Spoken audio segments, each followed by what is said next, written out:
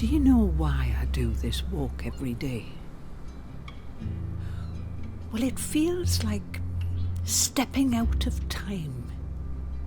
In the town, you're only ever in the here and now. Buildings appear, they get knocked down, new ones replace them. It is what it is. But here, where the land meets the water, time moves differently. Things change, and they also stay the same. And those layers and all those memories are everywhere. In the sand, in the water, the wildlife, the rocks. Have I told you that I was stood right here when I watched the first ship I ever built sailing out of the harbour there? Back then, you couldn't tell where the land ended and the water began. It was smoke and noise and ships coming and going all day long, all different sizes and shapes. Honestly, if you could bring someone from back then and stand them here now, they'd probably think the world had ended. I was what was known as a tack welder, and there was quite a gang of us. Some were plumbers or labourers. It's funny that some people thought a woman could bring bad luck to a ship.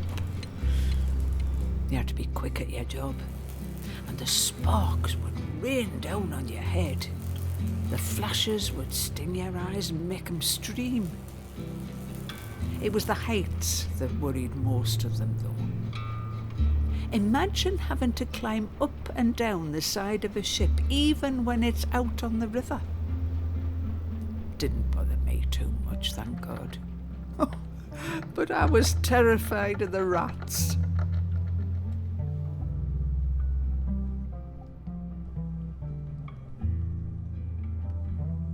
Have you seen an oyster catcher eating a mussel before? They pry them right open, or they smash a hole through the shell. Imagine the force from such a little creature. Of course, mussels themselves are pretty mighty things too. Did you know that one of these can filter 10 gallons of water in a day? We've got these to thank for keeping our rivers clean. Honestly, you wouldn't think that at one time we would get sick of the sight of them. Mum and me heading out in the early morning to sit on our stools. Would have one basket for the mussels and one for the shells. We'd get through hundreds of them with our little knives.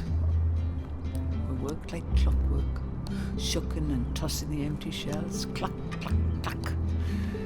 Then, in the dark, before the fishing boats went out, our fingers numb, would work the little poor beggars onto fishing hooks, 400, 500, 600 on a line. But the herring girls, oh, they were a marvel. They could pull the gills and guts from a fish in the blinking of an eye. For almost as long as I can remember, they'd all arrive in high summer down from Scotland and be gone south by autumn. Funny that out there were huge shoals of fish making the same journey. You'd watch the girls at their work, at their huge troughs, slicing fish after fish, and think to yourself how much of a miracle it was that they could keep dragging them up from the sea and then they'd come back again. These waves bring up some wondrous things.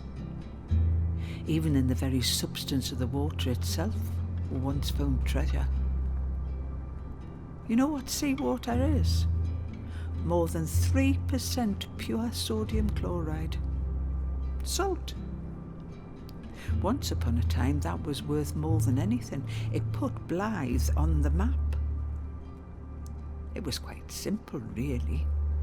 Boil the water away, leave the crystals. You need a hell of a lot of heat to make salt in that way. But for that, we had coal. Rocks of carbon made from 300 million-year-old trees. What a strange phenomenon.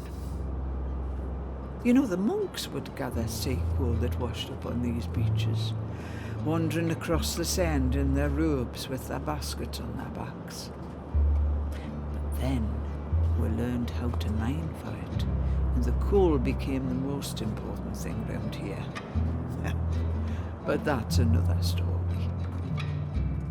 My job was to shovel the coal into the firing pan to boil the seawater, and that was hard because you were bent double and the white heat blasted your face. The temperature was almost unbearable, and far out at sea sailors could tell where they were by the thick black smoke that rose up above us.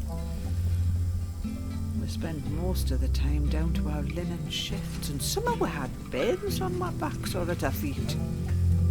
I tell you, I don't know how the little ones could bear it. Poor Mary was much taller than me, and she was a baker. Watching her reach across the pan and drag the white salt out of the steaming water was like watching a magician at work. Honestly, it was alchemy.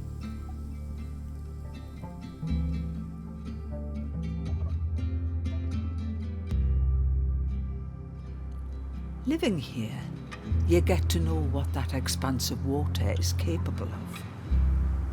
I've been here when it looked like the water was going to take over the land, when waves leapt higher than any building and crashed down with the sound of cannons, when the beach was littered with the remains of ships. One year, you could even row your boat down the street, past kids waiting at pavement islands, skirts and trousers pulled above their knees. They were used to building their rafts down by the harbour, but some days the water has other ideas. We soon saw the potential in that too. All that energy, the wind that whips across the water, those relentless waves and surging tides. Did you know we were the first on this island to put a wind turbine out at sea? The first to harness the force that swirls around out there. And we didn't stop there. We carried on trying new things. We found a way to stand turbines on the seabed without the need to drill into the rock below. We had to spend a long time researching, designing, building to make them strong enough to withstand all those shifting forces.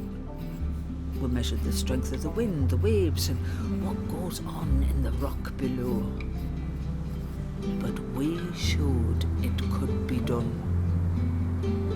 And we carried on exploring, searching and learning how to turn the movement of waves into energy and to harness the power of the tide itself.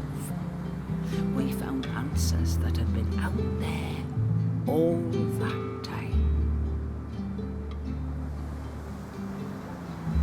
You see what I mean? Here, by the water, time moves differently. Some things change and ways of life come and go. But the sea is always there, bringing memories of the past and dreams of the future.